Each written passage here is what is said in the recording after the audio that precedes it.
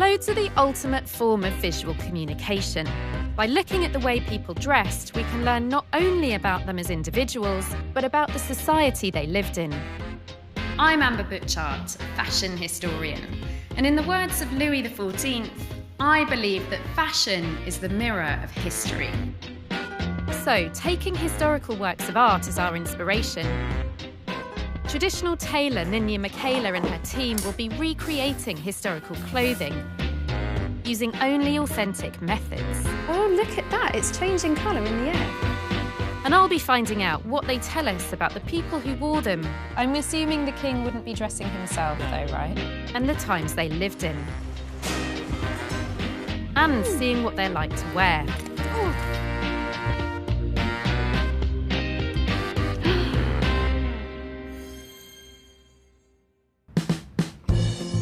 It's no surprise that the earliest painting in the National Portrait Gallery is of a king.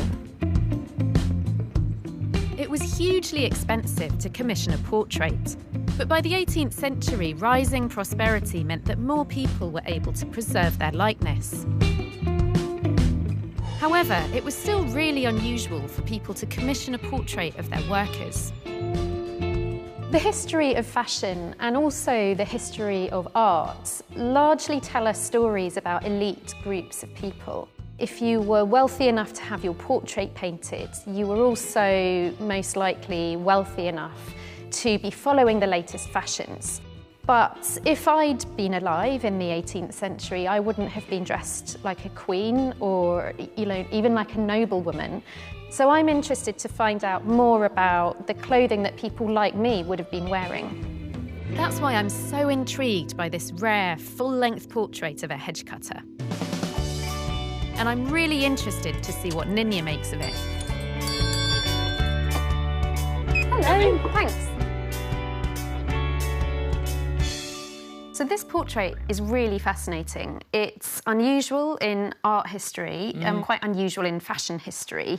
What are your thoughts on what is being worn here? I think there are clues to what's going on. It's difficult to see in the reproduction that we've got. It's very dark, isn't it? It is this really portrait. dark. But you can just about, like you say, make out some details. Like this looks a bit like a mariner's cuff. I agree. Here. And actually, Harriet did this sketch to help bring out some of the details and make it easier to see, and we picked up on that as well. What that suggests is that this coat was once a very smart and fashionable garment. What's likely is that the original person was some generations before, perhaps a yeoman gentleman maybe, and he would have passed it down to someone slightly below him in status, and it's probably filtered down 2, 3, 4 times maybe before this man actually got it. And what are our thoughts on what this is being crafted from? We think that it's most likely to have been leather, actually. It was both a fashionable fabric, but also, more importantly, as far as this hedge cutter is concerned, a very functional fabric. We actually have an original garment here made from leather, if you'd like to have a look. I would love to have a look. These actually belong to my brother-in-law, Okay. who is an avid collector of military clothing. So these are actually original Napoleonic leather trousers. Oh, wow. Which Oh my we can God. use to help us get an idea about how we might use the material and actually construct the garment. Wow, these are incredible. Aren't they? The other striking thing about the portrait is that the jacket itself looks kind of patched together. It's very striking. Is that sort of years and years of repairs? Yes, well, you can see that not only is it patched, but it's very, very tattered. The stitching of the patches is really incredibly crude, and I think that maybe the hedge cutter himself might have sewn those patches on as required. How do the patches figure into this? Are we going to make it with the patches? Well, what I'd be really keen to do is actually to reconstruct the coat as it would have looked when it was new, because I think it's going to look really quite different from the way it's ended its life, and it would be great to have that illustration of the beginning and what I presume would be pretty near to the end of this garment's life. So that's what I'd like to do. OK, great. So we get to see it as almost an evolution. Yeah, I think that's exciting. I think it's going to be a very nice coat. Right. Our hedge cutter is something of a mystery. His image has been preserved for over 200 years, and yet no one knows who he is. We're not even entirely sure when the portrait was painted or who it was by. I want to learn more about the painting, and so I'm meeting art historian Florence Evans at Broughton Castle, where the portrait has been owned by the Fiennes family for generations. So, here we have it. My goodness. I knew it was going to be large, but it really is quite monumental, isn't it? It is. Monumental is a good way to describe it, I think, definitely. Now, as a fashion historian, it's proven quite difficult to date this portrait based on the clothing because we think it's something that may have been repurposed time and time again. Now, what are your thoughts on this as an art historian? The aesthetic is harking towards the 19th century. Whoever painted it has experimented and used bitumen in the black pigments. Right. And that was quite an innovative and new way of getting a rich, dark tone in your paintings. Stylistically, the way it's been handled, I really do feel that it's from certainly the 1780s, probably the 1790s. The cuffs suggest that it's an earlier date, but you would expect a labourer to have clothes that were passed down and mended and endure over decades. And is there anything else about this portrait that you think can help us to date it? If you look at the pipe that he's smoking, now clay pipe bowls are very easily datable by their shape and size. And in the mid-18th century, for instance, they had a rather elongated bowl, and here he has a rather chubbier bowl, which makes me think it's later 18th century and pointing again towards the 19th century. It's really unusual to have a portrait on this scale of a member of staff, someone who's working here. Yeah. Is there anything comparable that you know of? Well, in 1790, Thomas Barker of Bath did a series of life-size portraits of pastoral figures, which caused quite a furore at the time. Were people just so unused to seeing working people depicted in this way? Yes, on this scale it was very unusual, and it would have been startling to an 18th century viewer, really, when they were expecting to see polite society on their walls. And that's really the first time you see that, and in fact actually it's the first time I've seen one on this scale myself, and it really is amazing, as it would have been at the time. It's great to hear that Florence would situate the painting of the portrait in the late 18th century, because if we are looking at something that was painted in the 1790s, then that really tells us a whole lot in many ways about what's being worn here. Ninya and I had already discussed the fact that the mariner's cuff dates from much earlier in the 18th century, around the middle or the 1760s. So if the portrait is from the 1790s, we really get a clear sense that our subject is wearing a garment that is most likely to be second-hand. Very few people can afford to get these clothes made new. Textiles, clothing are some of the most valuable things that people can own at this point in history. And we've really lost a sense of this in the 21st century. We're so used to clothing being a disposable commodity.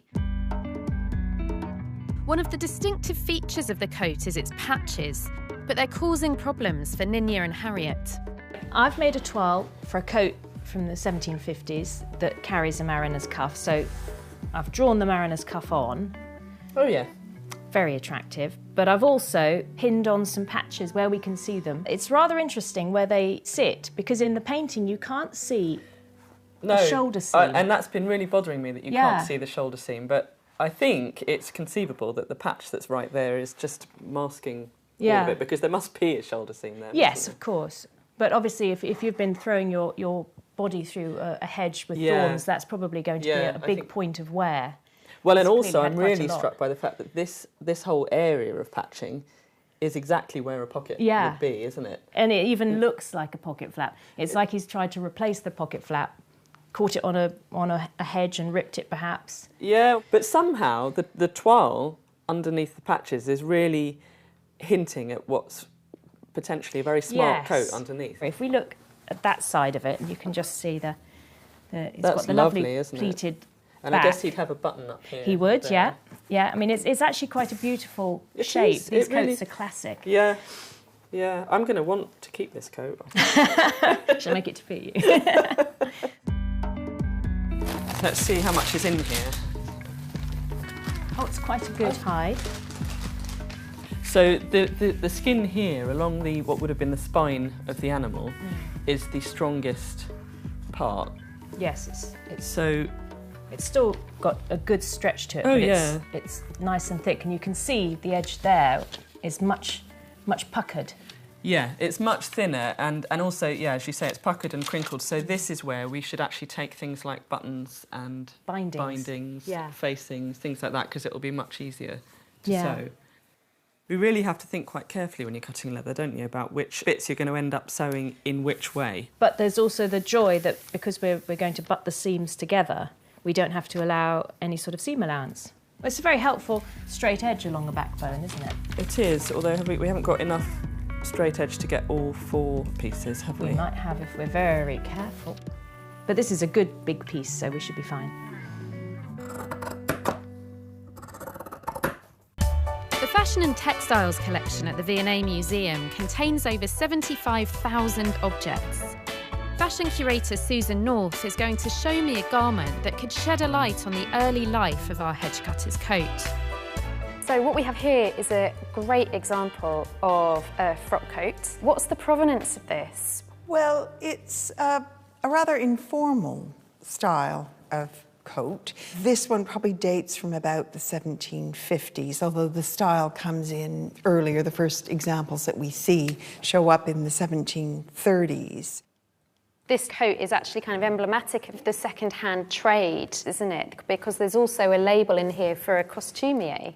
Yes. Which is very exciting, I think, to be able to see a couple of different lives that this coat has had. Absolutely. What we've discovered about the 19th century theatre, at least in London, was that when you look at photographs of actors in costume, say from the 1870s, and they're in a production that's 18th century, and they're wearing real 18th century clothing. And it was probably cheaper to go down to Seven Dials and buy something that fit you than it was to hire a tailor to make something for you. And of course, this is a time when the actor is responsible for his costume. He's got to pay for it. And one of the reasons I chose this portrait was because I was really keen to explore more everyday dress, like something that someone like me maybe would have been wearing.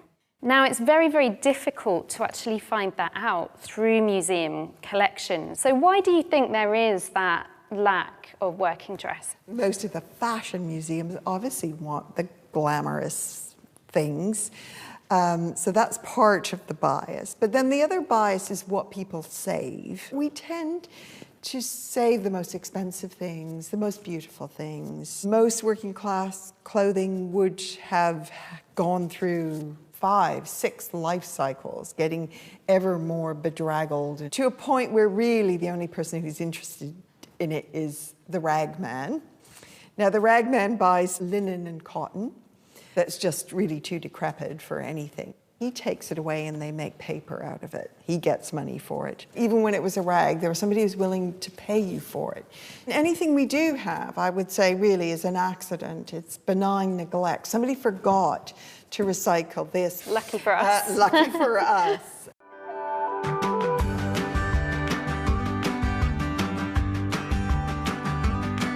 The hedge cutter is such a fantastic character. We really get a sense of his personality in the portrait. So I'm looking forward to seeing his clothing come to life in 3D form.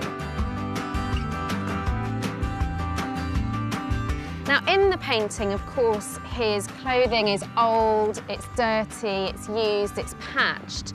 So seeing it as it would have been when it was a brand new garment is going to be quite fascinating. It's also going to be interesting from a practical perspective for me to have a go working with leather. It's not something I've ever worked with before, so that is going to be quite eye-opening. So, what's going on? Well, this might sound a bit weird, but my brother-in-law's trousers have been speaking to me quite a lot over the last few days. They have lots to tell me. Yeah, right. Let's see if they'll share any information with you. Looking carefully, I can see that there's very particular seam treatments for very particular areas. Right. You see this seam here? Yeah, this around here looks very complicated. It's a seam called a butt stitch. Right. which you see more normally on much thicker leather, and it's where you need the leather to just butt up one edge to the other. Yeah. The way we actually sew the butt seam is that the holes have to be made in the leather first. Right. The hole is going through the top and out the side of the leather, out the middle, Crikey. which is why you're then able to kind of butt the edges together like that. So the first thing you have to do is use an awl, which is this tool here. It's like a kind of pointed blade. Yeah. And I'm going to push the hole from the side and then slide it out like that.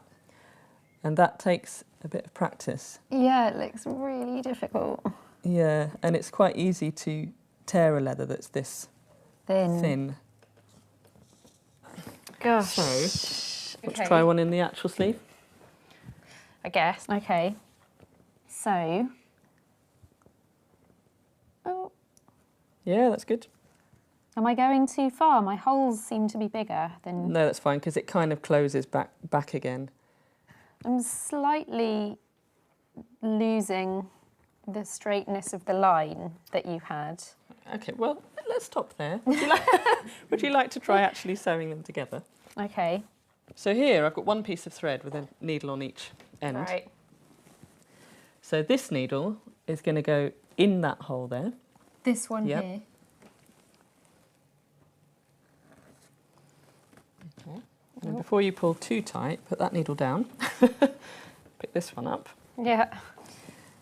So this one is going to go back through that same hole that you've just sewn through.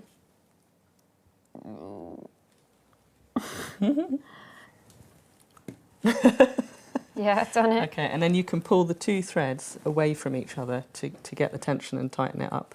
You probably have to pull it quite close to the leather, that's it. Okay. Gosh, that's an awful lot of work, isn't it, to join two bits of leather together. Okay. Fun as this has been, I might leave the rest of it to you for now. Sure? I'm sure, yeah. Well, that's nice of you. Thanks. Thank you. So I'm keen to see what you're up to over here. This looks very exciting. Yes, it's nice when you start to get the finished garment coming out. Now, we did debate whether to have the edges just left raw because leather doesn't fray, and it would have made sense to just have the pocket flap made without any sort of binding on it. Yeah. But when you look at happened? that, brother-in-law's trousers. The trousers speaking to you too. They said, Yes. excuse me, that's wrong. Yeah, if you remember when you looked at the edge of the fly flap, Yeah. it's got a bound edge made with the same leather. Yeah. And so we've done that with the pockets. Right. And it's made it much stronger, and it looks... It looks lovely, Right, doesn't it? doesn't it? It looks really nice. Yeah. Lovely. So the binding gets stitched on as you would with a cloth binding. You stitch on one side and then turn it over and stitch the other side down. Ah. And when you've done that, it's a little bit bulky. So we don't do it with an iron, we do it with a hammer. Oh, that's exciting. Yeah, that is exciting. It is exciting. It's quite satisfying because it melds all the bits of leather in together. Right. So I haven't done this one yet, but you can see where it's sort of folded into the corners, it's still quite big and bulky, isn't it? Yeah. So if you look. just hammer it flat like that, it immediately Makes such a sits difference, down. doesn't it? Yeah, really nice. Do you feel Yeah, go on then. Great. good? Because You can see it sort of Yeah. flattening out, can't you? That is exciting. it is. It's That's really good fun. It's a quick result. Yeah. It's immediately look at exciting. that. That's so great. That's It's lovely. all Flat enough, Amber. sorry. All of the effects of ironing, but much more Yeah. fun. Not only do we have very few portraits of working people, but we have even fewer surviving examples of what they wore. But what we do have is an amazing collection of 18th century everyday textiles from here at the Foundling Museum. What we are seeing here are records of children, often babies, who were left at the Foundling Hospital. Much of the time when they were left, they would be accompanied by a textile token. This could be part of the mother's clothing or maybe a specific textile. But the purpose of it was so that if the mother found herself in better circumstances, she could return and identify her child by this textile token. 25th of June, 1764, female.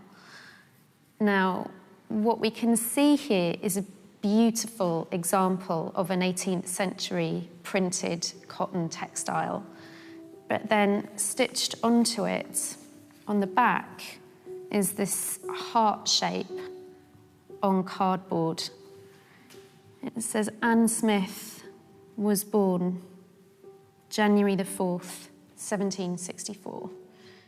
John Bedford, Anna Chamber, Elizabeth Hoadley, Susan Larratt, Sarah Henley, Catherine Thomas, Francis Summers, Charles Mallet, Mary John Payne. The collection is hugely historically important. What we can see here is a lot of printed cotton textiles, which were becoming more and more fashionable as manufacturing techniques improved and enhanced.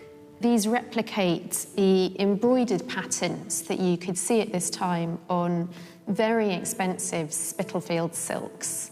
So this is almost like the equivalent of the high street designer knockoff. We're used to associating fashionable dress with court circles, the aristocracy throughout history.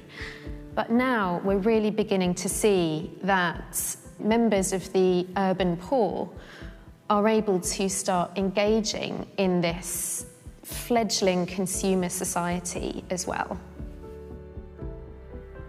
From a historian's perspective, this collection is just absolutely invaluable. What we're left with here is about 5,000 textile swatches, and it's now the largest collection of everyday 18th century textiles that we have in the country. From a human perspective, it's actually a very difficult collection to look through. Just the hope that is bound up in these. Less than 1% of mothers were able to return and reclaim their children from the Foundling Hospital. But what we can see here is that so many of them really had the belief that they would be able to come back.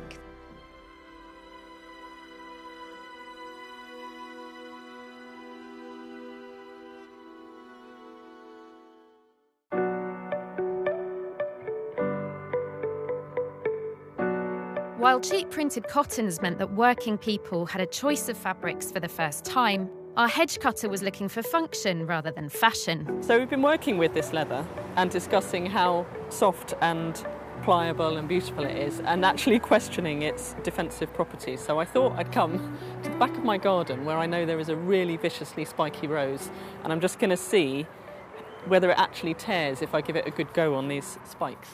So let's see. Oh. We're going to pretend we're really getting into this hedge. Right, so we can see there's lots of scratch marks, but nothing like anywhere near tearing, which is really interesting. It's still really intact. You can imagine that after repeated days and weeks and months of going in and out of hedges, you might get a particularly vicious one that would finally go through a very worn patch, but that's impressive, actually. And what's happened is it's actually broken off the tops of a lot of these thorns. The leather has done more damage to the rose than the rose has done to the leather, which is really interesting. So what I'm doing here, I'm attaching my pre-covered buttons to the front of the coat so that the pocket flap can be fastened. The base of the button would have been either horn or wooden, so I just put a circle around, gather it up and then stitch it in place. Like with anything, your first button is always the worst button, and then you get quicker and also better. Luckily, my worst button isn't terribly chunky, but you can tell that it is chunkier because it sits on one side rather than central. So now it's the moment of truth. Having lived for so long with the shreds and patches of our hedge cutter's coat, it'll be intriguing to discover what it would have looked like in its pristine state.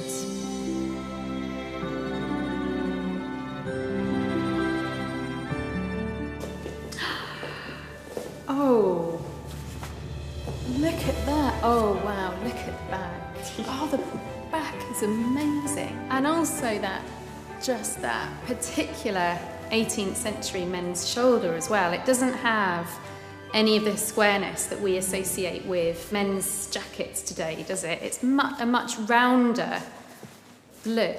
It's kind of interesting because it shows how our ideas about sort of manliness and masculinity changes, doesn't it?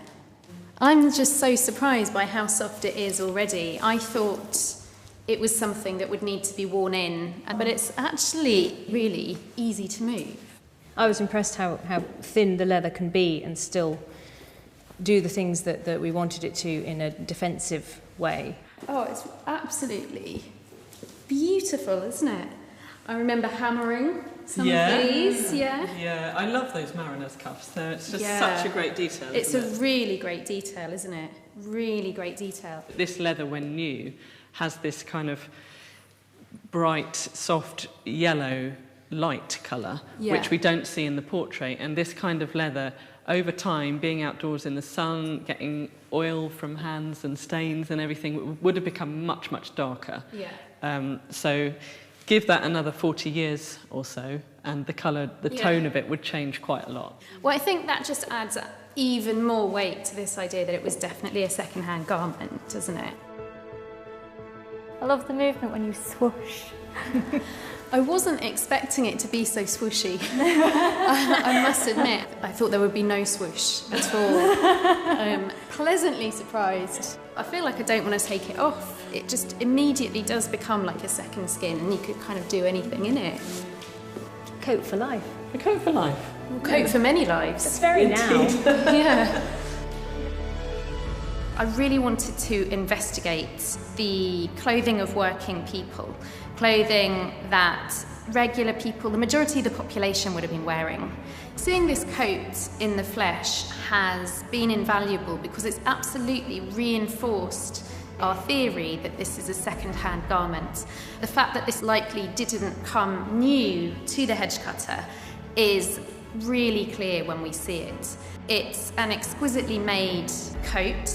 It's unlikely that a working man would acquire something that's such a light colour that would immediately get very, very dirty.